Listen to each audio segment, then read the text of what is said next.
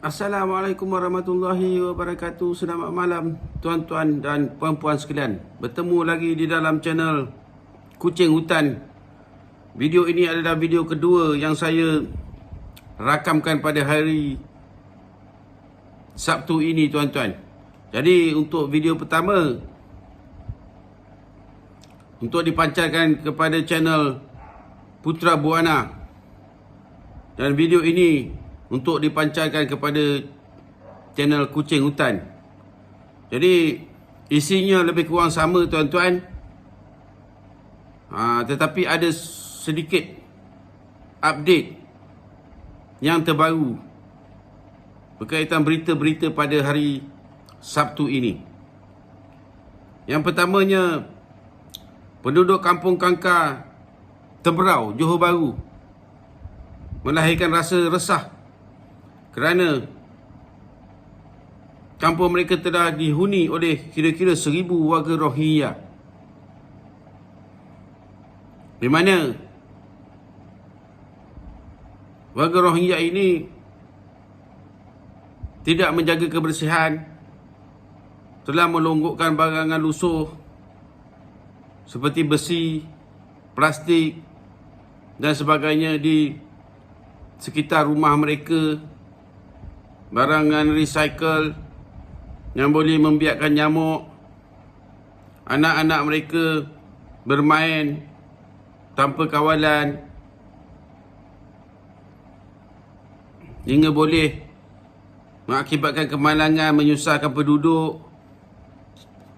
Jadi penduduk Kampung Kangkar Teberau telah melahirkan kegusarannya berkaitan perkara itu. Di samping itu, penduduk Rohingya itu juga didapati memandu Toyota Hilux, Honda, Ford, BMW dan sebagainya. Dan ini menunjukkan bahawa mereka mempunyai ekonomi yang agak kukuh berbanding penduduk tempatan. Jadi kita harap pihak berkuasa dapat memberi perhatian kepada perkara ini, kerana jumlah 1,000 orang itu agak ramai bagi sesebuah kampung dan boleh menjejaskan keharmonian penduduk tempatan. Yang keduanya, Ketua Pengarah Penjara telah memberikan kenyataan bahawa semua banduan telah ikut SOP termasuk Najib. Kenyataan dikeluarkan oleh Nordin Muhammad selaku Ketua Pengarah Penjara dengan berkata semua banduan itu tidak mendapat layanan istimewa seperti yang didakwa oleh seorang ustaz ahli PKR yang balik dari Pakistan. Jadi kalau berdasarkan kenyataan Ketua Pengarah Penjara itu, ternyatalah bahawa ahli PKR seorang ustaz itu adalah seorang penyebar fitnah di dalam negara ini yang tak layak dipanggil ustaz. Jadi Nordin Muhammad berkata semua banduan adalah tertakluk kepada Akta Penjara 1995, tidak ada yang istimewanya. Jadi diharapkan ustaz PKR itu henti-hentikanlah menabur fitnah. Kalau sebelum ini beliau telah menghina Sultan Selangor, janganlah pula sekarang nak memfitnah Najib pula. Ia bukanlah perbuatan yang memberi sebarang faedah, malah akan memburukkan imej PKR itu yang pada masa sekarang ini tidaklah berapa baik. Seterusnya, telah tular video seorang ahli Dewan Undangan Negeri UMNO menghulurkan duit raya kepada polis.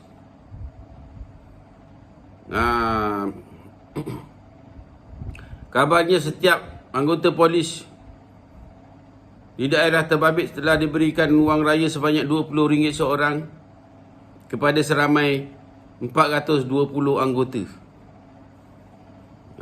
Bermaknanya jumlah RM8,400. Ahli Dewan Undangan Negeri UMNO itu berkata tidak ada apa yang salahnya memberikan duit raya kerana beliau telah membuat perkara itu setiap tahun sejak sebelum menjadi yang berhormat lagi. Manakala Datuk Zahid Ibrahim telah menyelar tindakan itu dengan mengatakan bahawa UMNO telah mula menunjukkan belangnya yang sebenar. Dan PKR Amanah dan DAP pula telah memberikan talian hayat kepada UMNO untuk membolehkan UMNO menunjukkan taringnya dan menunjukkan belangnya yang sebenar. Manakala Peguam Kanan Sangkaran Nai telah berkata bahawa perbuatan memberikan duit raya kepada anggota polis itu adalah kesalahan rasuah yang tidak dibenarkan oleh undang-undang. Jadi kita menunggu kenyataan rasmi dari Ketua Pesuruhjaya SPRM. Kita juga menunggu kenyataan rasmi dari Ketua Polis Negara berkaitan perkara ini. Jadi, adakah perbuatan memberikan duit raya itu dibenarkan oleh undang-undang atau tidak? Kalau ianya tidak diambil tindakan undang-undang, bermakna ia telah menunjukkan satu contoh kepada semua rakyat bahawa anggota polis itu boleh diberikan duit raya atau apa duit-duit yang lain juga. Jadi kerajaan Madani ini temanya adalah memerangi rasuah sehingga ke akar umbi. Jadi semua rakyat sedang memerhatikan tindakan kerajaan Madani ini terhadap Yang Berhormat UMNO itu, yang juga merupakan sebahagian daripada komponen kerajaan. Semua mata sedang memerhatikan berkenaan perkara ini, tuan-tuan. Jadi kalau maknanya RM20 tidak salah, memberi duit raya tidak salah, jadi jangan terkejut pula kalau orang lain memberikan anggota polis duit 200 dengan alasan duit raya, alasan duit nak masuk anak nak masuk sekolah, alasannya isteri polis bersalin, alasan nanti polis itu boleh tukar tayar kereta dan sebagainya, tuan-tuan. Seterusnya, sebuah lagi kekimat telah dilemparkan dengan bom petrol. Kalau sebelum ini berlaku di Bidor, pada kali ini pula berlaku di Sungai Isap, Kuantan. Jadi, sebelum ini Ketua Polis Negara telah mengeluarkan kenyataan kepada semua pihak supaya jangan ambil tindakan sendiri. Duli Yang Maha Mulia Sultan Perak telah melahirkan rasa duka cita. Sebelum ini Yang di-Pertuan Agong juga telah mengeluarkan titah bahawa isu itu mesti dihentikan. Dan pada tengah malam sebentar tadi, tuan-tuan, hari Sabtu ini, Duli Yang Maha Mulia Sultan Pahang pula bertitah melahirkan rasa duka cita di atas kejadian yang berlaku di Kuantan itu, yang juga merupakan satu perbuatan jenayah dan juga perbuatan yang tidak dibenarkan oleh Islam. Manakala beberapa pihak telah menyeru kerajaan supaya mengambil tindakan. Contohnya, Mariam Mokhtar, bekas diplomat. Begitu juga Ahli Parlimen Pasir Gudang telah menyeru Perdana Menteri dan Menteri Dalam Negeri untuk mengambil tindakan eksekutif dengan segera untuk menyelamatkan negara ini. Sementara itu, pada petang sebentar tadi, Menteri Dalam Negeri telah mengeluarkan kenyataan bahawa memboikot rangkaian kedai itu tidaklah merupakan kesalahan, tetapi membaling bom petrol itu merupakan perbuatan jenayah. Dan pihak yang menyeru kepada rakyat supaya memboikot kedai itu perlulah mengambil tindakan untuk meredakan keadaan. Manakala pada malam sebentar tadi, Perdana Menteri pula telah mengeluarkan kenyataan di Sarawak bahawa kerajaan tidak akan berkompromi dengan perbuatan jenayah itu. Kerajaan telah mengarahkan polis untuk mengambil tindakan tegas. Perdana Menteri juga menyeru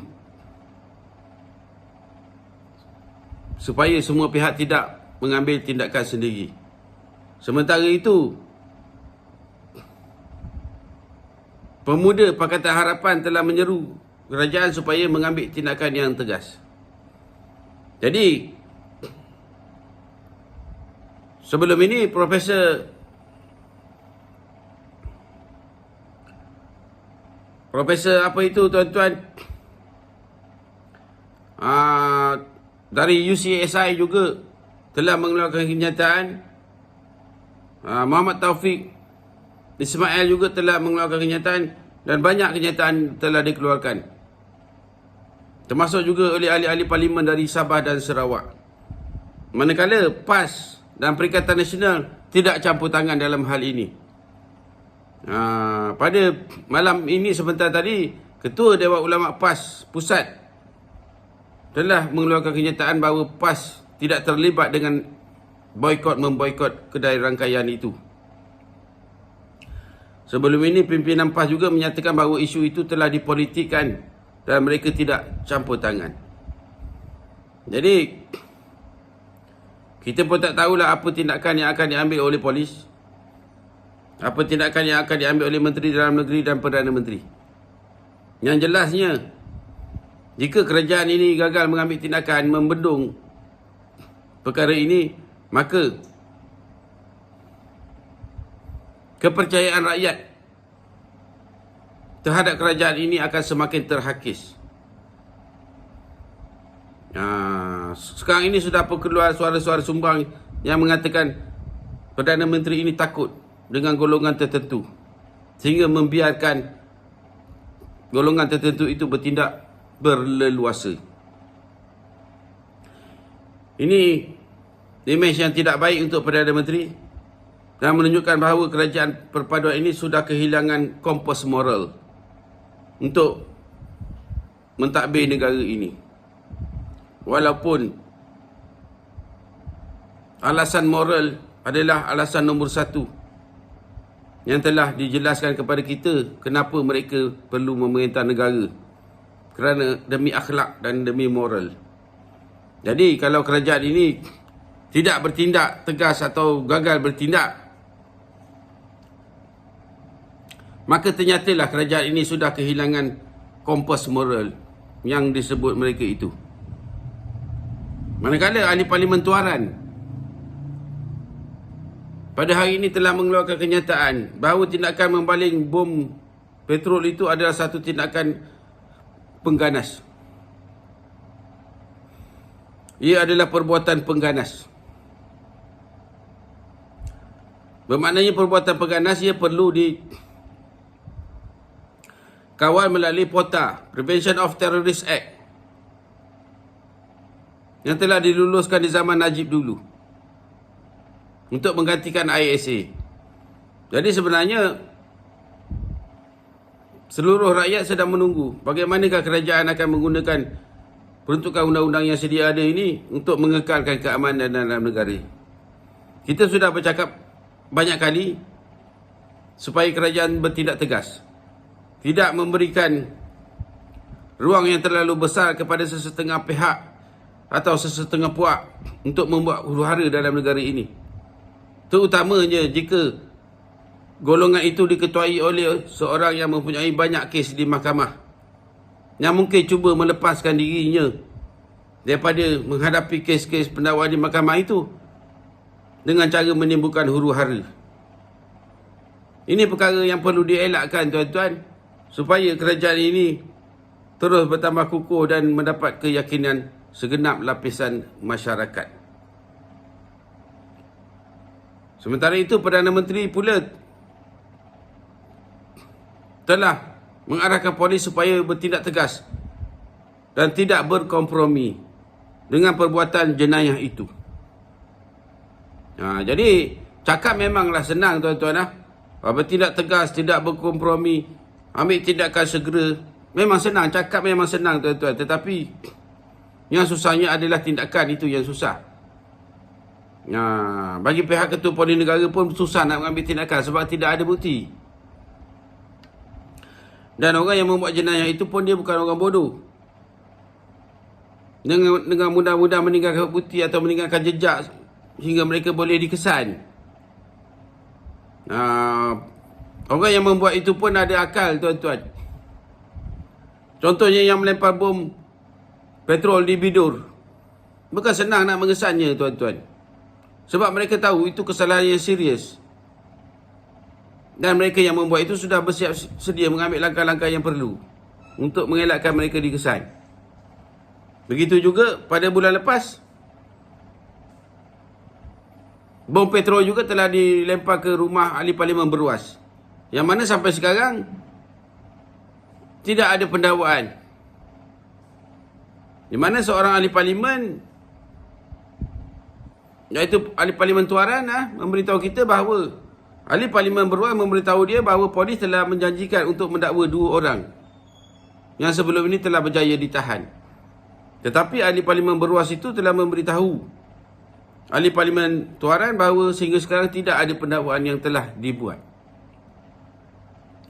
Jadi bercakap tindak tegas tanpa kompromi mendakwa penjenayah itu memang cakap itu senang tuan-tuan. Yang susahnya bagi pihak berkuasa untuk mengambil tindakan. Macam mana nak ambil tindakan kalau tidak ada bukti, tidak ada clue, tidak ada maklumat?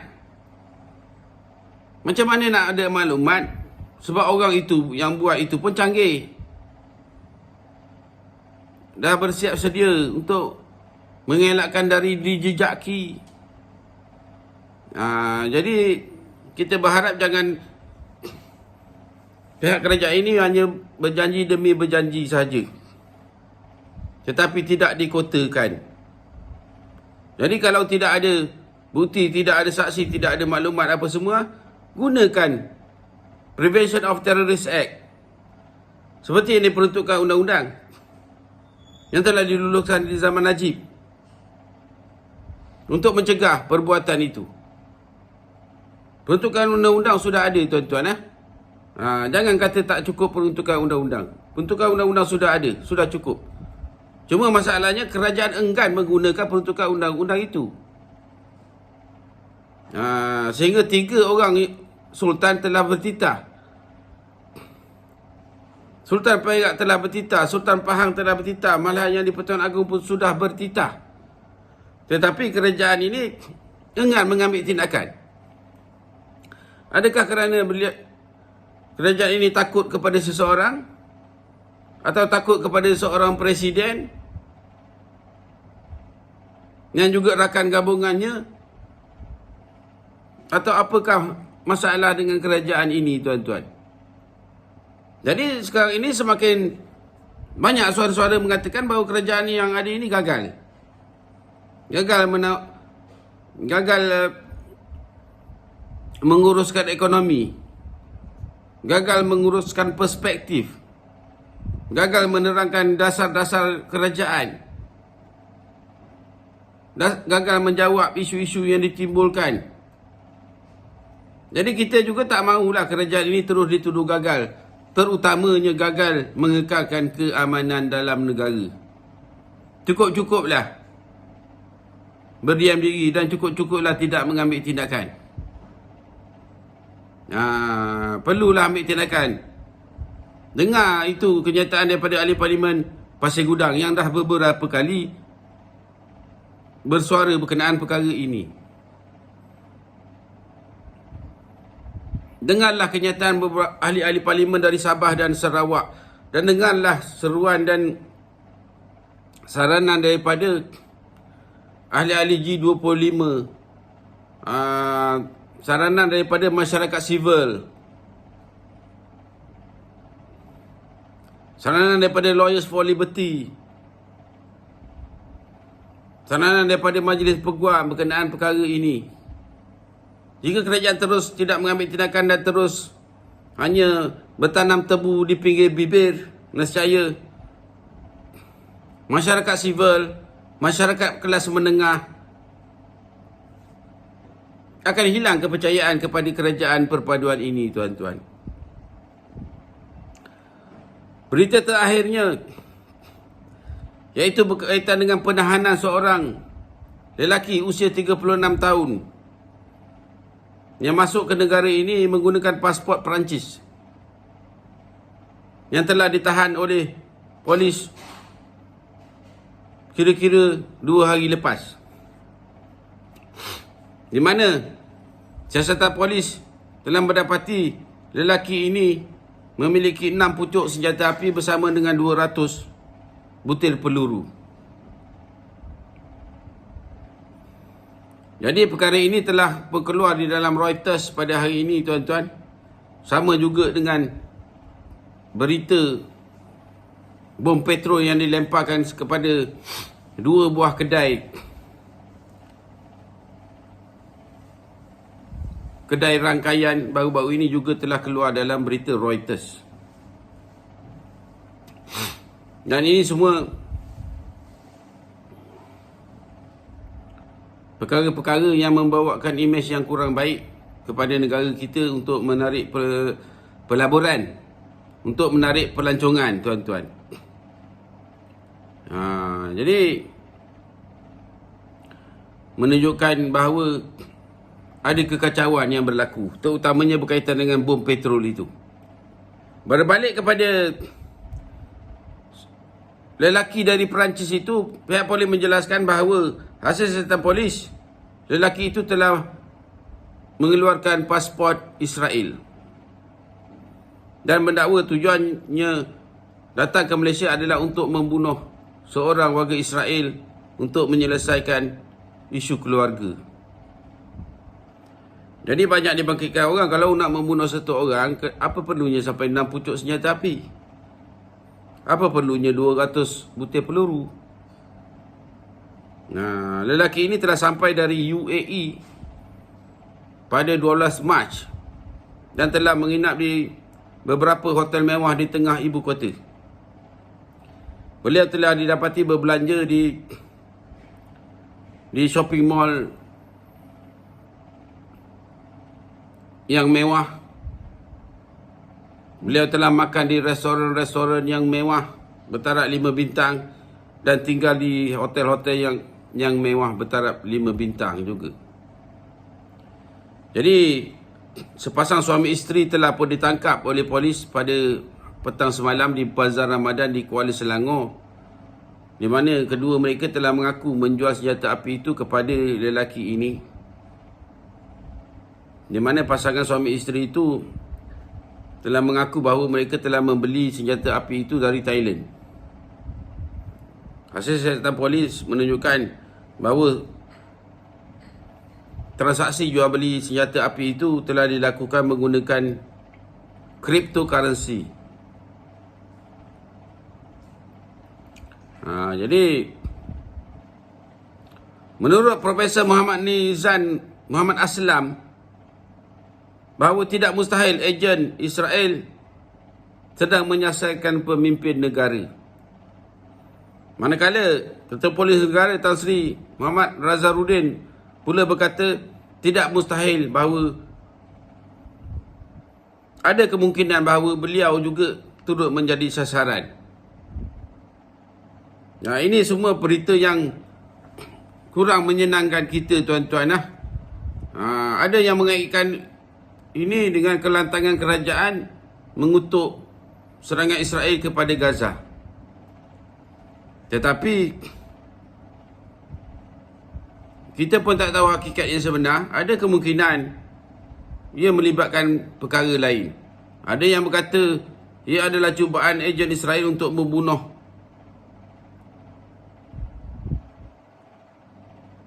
anggota Hamas di dalam negara kita. Jadi kita pun tak tahulah perkara yang sebenar, tuan-tuan. Adakah benar lelaki usia 36 tahun itu warga Israel? Atau dia menipu kita dengan memberikan pasport Israel? Boleh jadi juga, tuan-tuan. Sementara itu, percubaan wartawan menghubungi kedutaan Israel di Singapura untuk mendapat maklumat lanjut. Sehingga ke saat ini masih belum ada tindak balas atau respon dari kedutaan Singapura, dari kedutaan Israel di Singapura. Jadi, apakah tujuan lelaki itu? Benarkah beliau ejen Israel seperti yang disyaki? Kalau benar, apakah tujuannya, objektifnya, siapakah sasaran yang sebenar? Kalau benar, adakah agensi Israel itu bertindak semata-mata kerana arahan dari kerajaan Israel, atau dia menerima arahan dan atau permohonan daripada sesetengah pihak dari dalam negara kita sendiri yang memohon bantuan dari agensi Israel untuk membuat serangan itu, atau bagaimana? Ini perkara yang merusingkan kita, tuan-tuan. Di mana pihak polis telah pun mengambil langkah-langkah perlu untuk meningkatkan keselamatan. Yang di Pertuan Agong meningkatkan keselamatan Perdana Menteri dan juga meningkatkan keselamatan VVIP untuk mengelakkan perkara yang tidak diingini dari berlaku. Ini bermakna sedikit sebanyak pergerakan harian kita akan terjejas, tuan-tuan. Sedikit sebanyak pergerakan kita akan terjejas kerana langkah-langkah keselamatan tambahan ini. Dalam keadaan polis sendiri pun belum tahu apakah motif sebenar lelaki itu. Jadi pihak polis sendiri pun terpaksa ambil langkah berjaga-jaga, mengetatkan kawalan di seluruh negara untuk mencari maklumat terbaru, untuk mendapatkan clue yang terbaru, untuk memeriksa rakyat-rakyat, untuk membuat sekatan jalan raya, untuk meningkatkan pemantauan yang mana sedikit sebanyak akan menjejaskan kehidupan seharian kita. Sehinggalah motif lelaki itu telah jelas, sasarannya telah jelas, rangkaiannya telah jelas dan sebagainya. Di mana lelaki itu telah sampai ke negara ini pada 12 Mac. Jadi dalam tempoh yang agak singkat, beliau telah berjaya membeli 6 pucuk senjata api dari pasangan itu yang ditahan di Kuala Selangor. Jadi ada kemungkinan mereka telah berurusan berkenaan perkara itu lebih awal daripada 12 Mac. Polis pula berkata bahawa lelaki itu telah mengadakan pertemuan dengan beberapa orang di ibu kota, di restoran Tarak 5 bintang untuk berbincang, untuk membuat perbincangan. Jadi kita pun masih belum tahu siapakah pihak yang dia bincangkan itu. Adakah orang tempatan, adakah atau warga asing, atau siapa? Jadi setakat manakah dia punya rangkaian itu, berapa ramaikah yang terlibat? Dan ada desakan daripada seorang ahli parlimen supaya kerajaan menggunakan SOSMA untuk menangani perkara ini. Jadi SOSMA juga telah diluluskan di zaman Najib untuk menggantikan ISA, iaitu Special Ordinance of Security Measures Act, di samping POTA yang boleh digunakan juga untuk perkara yang sama, tuan-tuan. Jadi Najib telah meluluskan, Dewan Rakyat telah meluluskan POTA dan SOSMA untuk menangani kes-kes keganasan, untuk menangani